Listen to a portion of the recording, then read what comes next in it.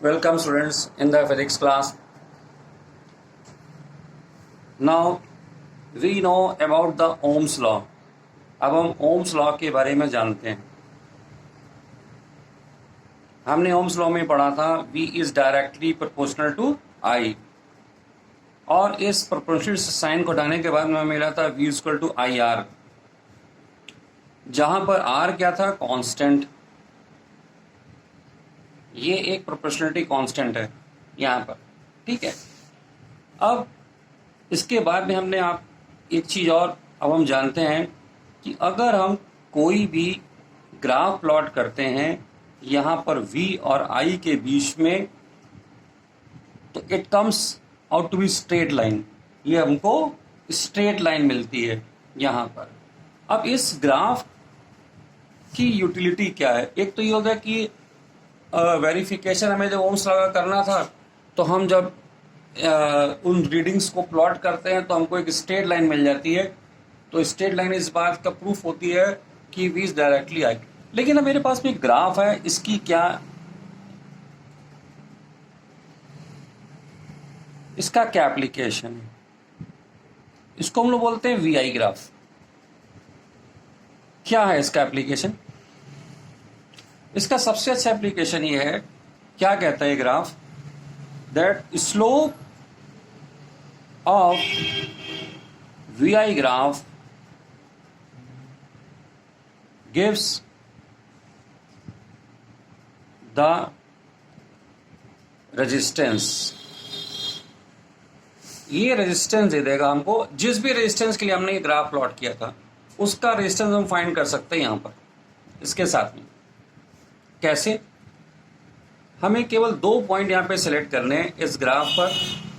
ऐसे 2 पॉइंट्स जिसकी वैल्यूज हम यहाँ पर फाइंड कर सकें एक्स एक्सिस और वाई एक्सिस पर. ये एक्स एक्सिस थी हमारी जहाँ हमने करंट प्लॉट किया है. ये वाई एक्सिस है जहाँ पर हमने पोटेंशियल डिफरेंस को प्लॉट कर रखा है. तो ये रेजिस्टेंस फाइंड करने के लिए हमको स्लोप चाहिए. तो यहाँ पर हम इसको कह सकते हैं कि अगर ये पॉइंट A है, ये पॉइंट B है, ये पॉइंट C है, तो क्या कहेंगे इसको हम लोग? स्लोप के लिए क्या फार्मूला होता है?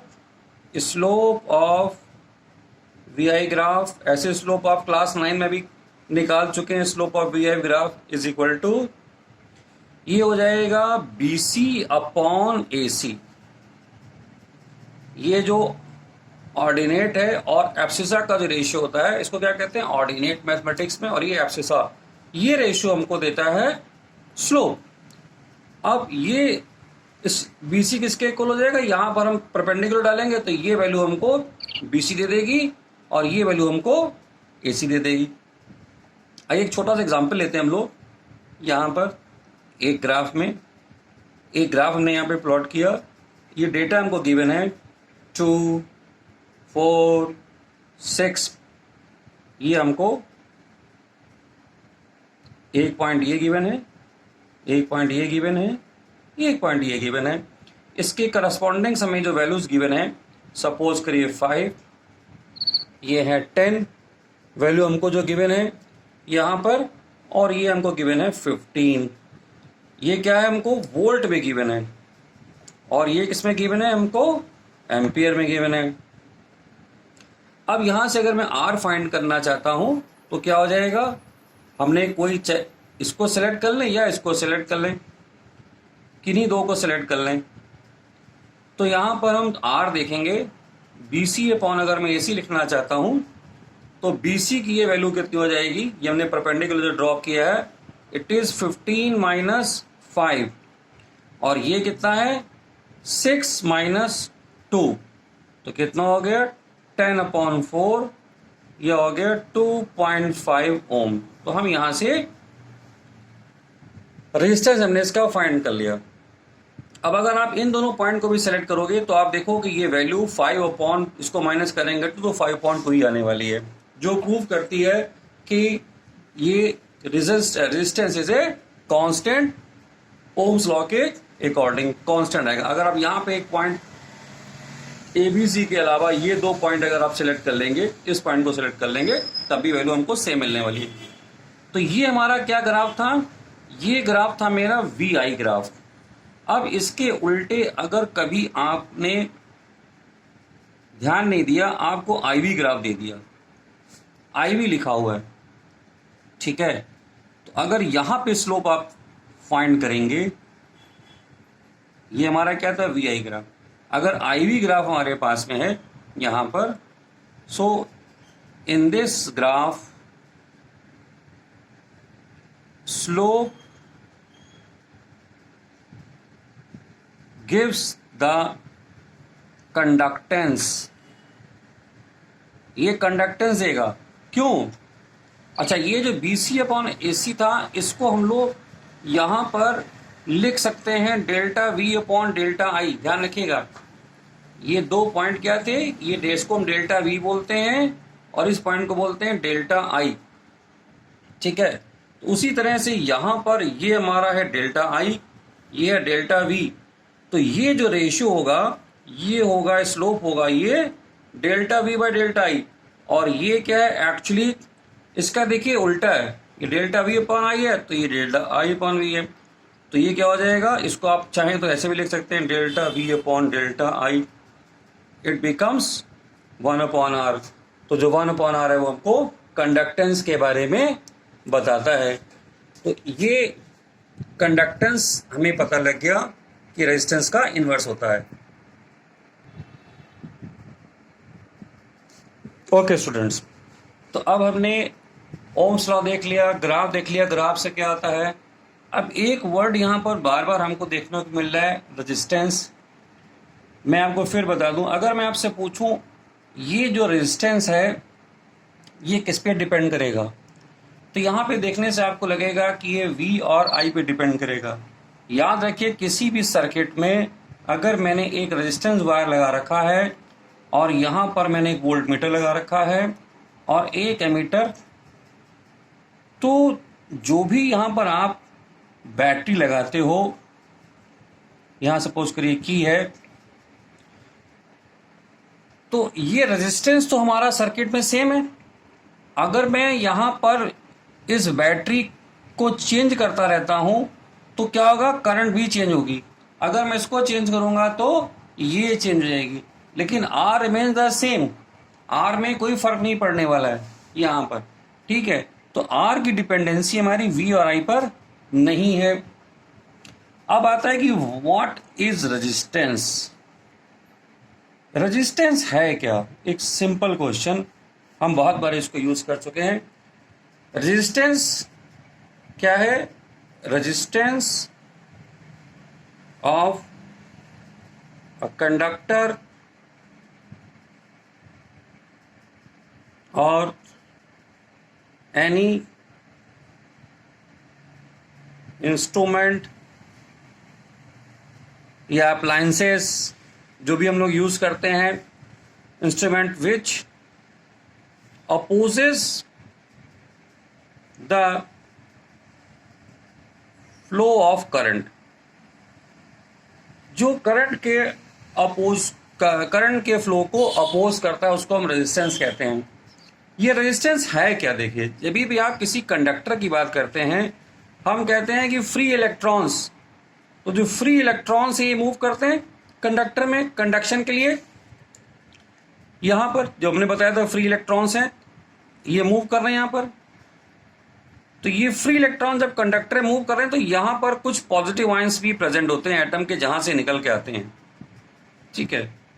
Free electrons which are moving in conductor faces forces of repulsion and attraction during its motion। Repulsion और अट्रैक्शन के फोर्सेस को फील करते हैं। अब रिपल्शन कौन सा है, जो खुद के अपने और दूसरे इलेक्ट्रॉन्स है वो रिपल करते हैं। अट्रैक्शन कौन है, यहां पर जो पॉजिटिव आयंस प्रेजेंट है, जहां से निकल के हैं वो अट्रैक्शन करते हैं। तो ड्यूरिंग इट्स मोशन, तो ये क्या करते हैं, विच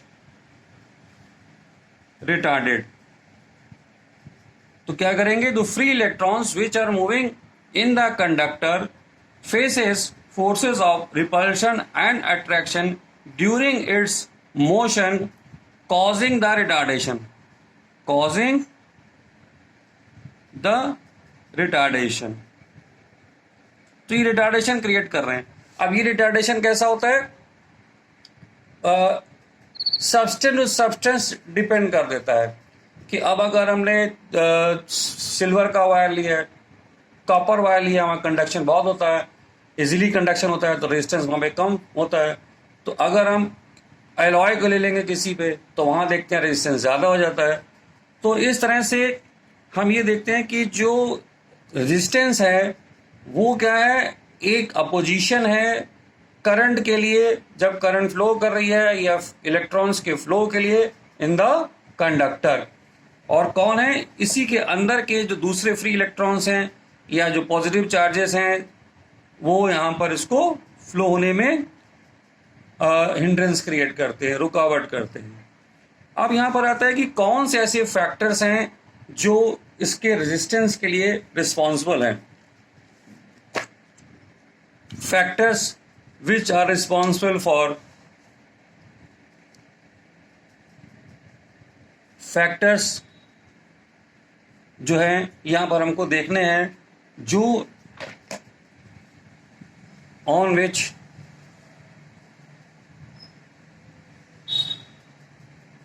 resistance of a conductor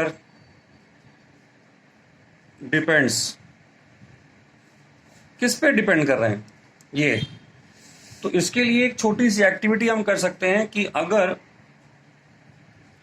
हम यहां पर अलग अलग रेजिस्टेंस वायर यहां पर ये दो पॉइंट्स हैं, यहाँ पर हम कभी भी क्या कहते हैं, कंडक्टिंग वायर्स को चेंज कर सकते हैं। इसीलिए दो पॉइंट्स ऐसे दिखाए गए हैं कि हम जब चाहें यहाँ पर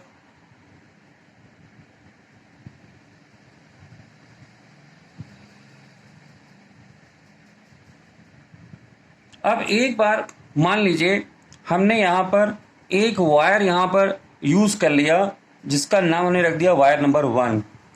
फिर दूसरी बार हमने एक वायर यहाँ पर यूज़ किया जो इससे डबल लेंथ का है, इसका नाम रख दिया वायर नंबर 2, जो कि इसी के बीच में यहाँ पर लगाने वाले हैं, इन दो पॉइंट्स के बीच में।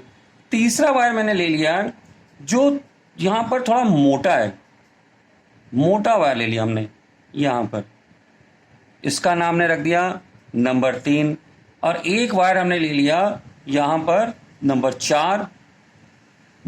तो इन सब में क्या सिमिलरिटी है या डिससिमिलरिटी है, ये वायर का लेंथ यहाँ पर जो वायर नंबर 2 है इससे आधा है, या इसकी लेंथ इससे डबल है, लेकिन सेम मटेरियल के वायर हैं।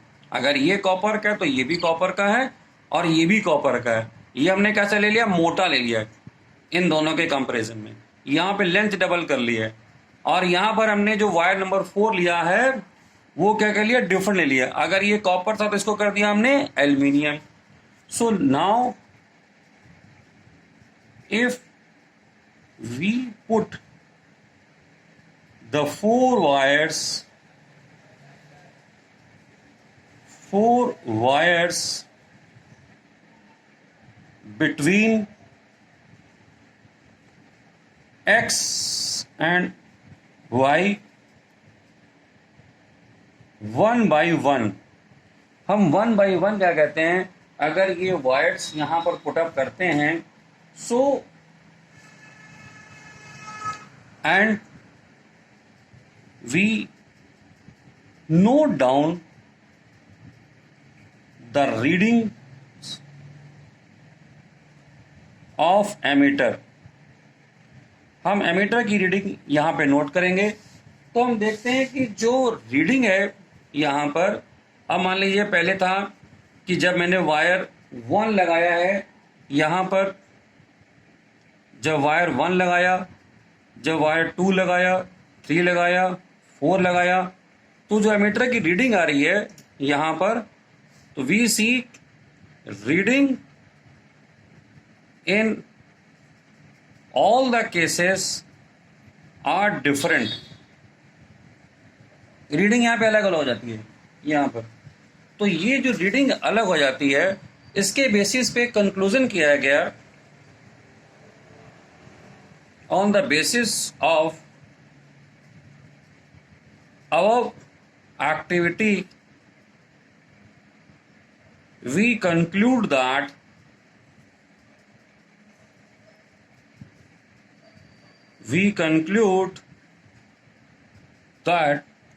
कि जो रेजिस्टेंस है नंबर 1, यहाँ पर जो point number 1, resistance is directly proportional to length. R जो है वो लेंथ के डायरेक्टली प्रोपोर्शनल है। और दूसरा हमने क्या किया था, यहाँ पर वायर मोटा कर लिया था, तो वहां पे देखा गया resistance is inversely proportional to, resistance is inversely proportional to cross section of wire, या area of cross section of wire, इसके इनवर्सली प्रोपोर्शनल है, यानी R is inversely proportional to A. और अभी हमने क्या किया था, यहां पर मटेरियल चेंज कर दिया था, तो यहां पर ये जो मटेरियल था उसके ऊपर भी डिपेंड कर रहा था। Resistance also depend upon material of wire, क्योंकि यहां मैंने पहले कॉपर लिया था, फिर एल्यूमिनियम कर दिया था। मटेरियल ऑफ वायर, तो यहां पर इन सब से जो हमने कंक्लूजन निकाला, वो कंक्लूजन क्या था, सो R is directly proportional to L upon A। अब अगर इस प्रोपोर्शनलिटी के साइन को हटाते हैं तो एक नया कांस्टेंट आता है, इसको हम लोग बोलते हैं rho. Rho is the resistivity of given material of wire, ये रेजिस्टिविटी कहलाती है। जो रो है, अभी हमने बोला ना कि आर किस पे डिपेंड किया, लेंथ पे डिपेंड किया, एरिया ऑफ क्रॉस सेक्शन पे डिपेंड किया, और तीसरा चीज था वहां पे कि मटेरियल ऑफ वायर। ये वही चीज है जो यहाँ पर हम लोग जिसको रो से बता रहे हैं। एक फोर्थ फैक्टर भी है यहाँ पर जो हम कहते हैं resistance also depend upon temperature of wire। अगर टेम्परेचर इंक्रीज करता है तो रेजिस्टेंस इंक्रीज कर जाता है, हमें याद रखना चाहिए। टेम्परेचर डिक्रीज करता है तो रेजिस्टेंस डिक्रीज कर जाता है। तो ऐसे भी केसेस हैं जहां पर टेम्परेचर अगर बहुत माइनस में चला जाए तो कंडक्शन बहुत अच्छा हो जाता है, और उसी की बेसिस पे सुपर कंडक्टर्स का कॉन्सेप्ट भी हम जानते हैं, जनरेट हो जाता है। अब यहाँ पर 4 फैक्टर आ गए जो आपने समझ लिए। तो रेजिस्टेंस ऑफ वायर, फिर समझ लीजिए कि जो मटेरियल ऑफ वायर था, यानी कि वायर की जो ज्योमेट्रिकल कॉन्फ़िगरेशन है उस पर डिपेंड करता है, ना कि वी और आई के ऊपर। ठीक है, उसकी लेंथ के ऊपर, वायर की लेंथ क्या है, उसकी थिकनेस क्या है, ये किस मटेरियल का बना हुआ है, और इसका टेम्परेचर अगर कांस्टेंट है तो ठीक है, अगर बढ़ेगा तो रेजिस्टेंस बढ़ जाएगा। अब यहाँ पर हम बात करेंगे रेजिस्टिविटी की, रो की। तो रो अगर यहाँ पर हम देखें इस फार्मूले से, तो rho can be written as RA/L। हमारे पास में इसकी यूनिट अगर हम देखना चाहते हैं, यूनिट ऑफ रो, तो रो की यूनिट क्या है, हम इसको लिखते हैं ओम, इसको लिखते हैं मीटर स्क्वायर, ये होता है लेंथ होती है, तो ये आ गया ओम मीटर, किसकी है, यूनिट ऑफ रेजिस्टिविटी। अब अगर रेजिस्टिविटी को हम डिफाइन करना चाहें यहां से, तो हम कह सकते हैं resistivity is the resistance offered by a conductor having unit length and unit cross section area, unit cross sectional area। तो ये जो डेफिनेशन हमने बनाई है, हमने इसी फार्मूले से बनाई है। हमने यहाँ पर L को 1 और A को 1 मीटर स्क्वायर पुट कर दिया है, तो ये हो जाता है रो इक्वल टू R। तो इसी फार्मूले से हमने डेफिनेशन को जनरेट कर लिया रेजिस्टिविटी की। अब अगर मैं आपको बताऊं रेजिस्टिविटी कुछ मेटल्स की, जैसे बताऊं एल्यूमिनियम की, तो एल्यूमिनियम की जो रेजिस्टिविटी होती है ये होती है 2.6 इंटू 10 की पावर -8 ओम मीटर। अगर मैं आपको बताऊं यहां पर रेजिस्टिविटी से मैग्नीन की अगर हम देखें, या नाइक्रोम बहुत ज़्यादा यूज होता है, आप देखोगे नाइक्रोम के वायर यूज होते हैं रेजिस्टेंस के लिए, तो ये इसकी जो रेजिस्टिविटी आती है ये होती है 100 इंटू 10 की पावर -8। ठीक है, बढ़ गई वैल्यू इसकी। ये नाइक्रोम क्या है, याद रखिए नाइक्रोम जो है ये कॉम्बिनेशन है निकिल का, ये कॉम्बिनेशन इसमें है क्रोमियम, इसमें है मैग्नीज और आयरन, ये 4 कॉम्बिनेशन होते हैं। 60% इसमें निकिल, 12% क्रोमियम, 2% मैग्नीज और 26% इसमें आयरन होता है। तो नाइक्रोम आप बहुत सुनोगे, रेजिस्टेंस के लिए इस वायर को हम लोग यूज करते हैं। और अगर मैं यहाँ पर देखूं कि इंसुलेटर्स की बात करें, तो इंसुलेटर में अगर हम डायमंड ले लें यहाँ पर, तो डायमंड इंसुलेटर है। अच्छा, ये हमारा एलॉय था और ये कंडक्टर था, या मेटल की बात करी थी। इसकी जो वैल्यू आती है वो 10 की पावर 12 से लेकर 10 की पावर 13, बहुत हाई है, पॉजिटिव वैल्यू है। ये सब देखिए नेगेटिव में थे। ओके, तो ये हो गई रेजिस्टिविटी। आइए एक छोटा सा न्यूमेरिकल देखते हैं हम लोग।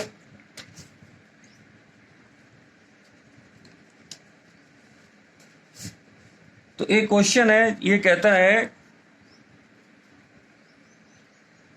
ये पीस ऑफ वायर हमारे पास में है, जिसको हम लोग करना चाहते हैं, इसकी लेंथ इंक्रीज करना चाहते हैं, यूनिफॉर्म क्रॉस सेक्शन एरिया का है। A piece of wire is pulling till its length become double. इसकी लेंथ डबल हो गई है, तो हमसे कहता है कि बताइए, कंपेयर करना है कि जो नया रेजिस्टेंस होगा पहले वाले से उसका क्या रिलेशन है। Compare the new resistance to initial one. तो हम कहते हैं लेट, अब आंसर कैसे करेंगे, let initial resistance of wire, initial resistance of wire is R1 और इसकी इनिशियल लेंथ क्या है, इनिशियल लेंथ है L1 और initial area of cross section कितना है A1। After pulling the wire till its length become double। अब देखिए, जब वायर को हम खींचेंगे तो क्या होगा, उसका एरिया भी कम हो जाएगा। अगर मान लीजिए ये हमारे पास में वायर है, ठीक है, अगर इसकी हम लेंथ को डबल करेंगे तो ये पतला भी हो जाएगा। पतला कि नहीं होगा? तो यहाँ पर इसकी लेंथ L1 है, ये L2 है, इसका एरिया A1 है, इसका एरिया A2 है।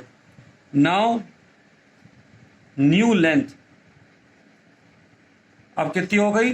L2, और नया एरिया कितना हो गया? ये हो गया A2। दोनों केसेस में देखिए क्या सेम है। What is the constant? Volume of wire is constant. Volume नहीं बदलेगा, भले इसके एरिया और लेंथ यहां पर चेंज हो रही है। तो V क्या हो जाएगा? L1 A1, ये क्या हो जाएगा? L2 A2 यहां पर। और L2 हमारा क्या है यहां पर? तो अगर हम देखें यहां पर, अब जो फॉर्मूले हमारे पास में है, तो उसको हम लोग ये कह सकते हैं कि जो L2 और उसकी रिलेशन क्या है, L2 हमारा है 2L1 के बराबर, ठीक है। अब यहां से R1 क्या था? रो L1 अपॉन A1, R2 रो L2 अपॉन A2। तो अब आप क्या करोगे? R2 अपॉन R1 कर दीजिए, रो L2 अपॉन A2 रो L1 अपॉन A1, ये कैंसिल आउट हो गया, और ये आ गया L2 A1, और यहां आ गया L1, और हो गया A2 नीचे आ गया। तो L2 हमारा डबल था, तो यहां से कितना आ गया? 2 A1 upon A2, A1 upon A2 आ गया। तो A1 अपॉन A2 भी हमको क्या देने वाला है? अगर मैं इस फॉर्मूले को यूज करूं यहां से, तो यहां से A1 क्या है? A1 हमारा है V अपॉन L1, ये क्या है? V upon L2, V cancel, again L2 upon L1 2, तो R2 बिकम्स 4R1। तो हमने देखा रेजिस्टेंस जो हमारा 4 टाइम्स हो गया। ये ध्यान रखिए कि यहां पर मैंने जो एरिया की जो वैल्यू थी, एरिया मैंने कहां से फाइंड किया? यहां से। यहां से हम लोग क्या कर सकते हैं? एरिया ये था, तो A1 हम क्या लिख सकते हैं? V अपॉन L1, और यहां से एरिया क्या आ जाएगा? V upon L2। तो इस तरह से जो रेजिस्टेंस हो गया पहले से 4 टाइम्स हो गया।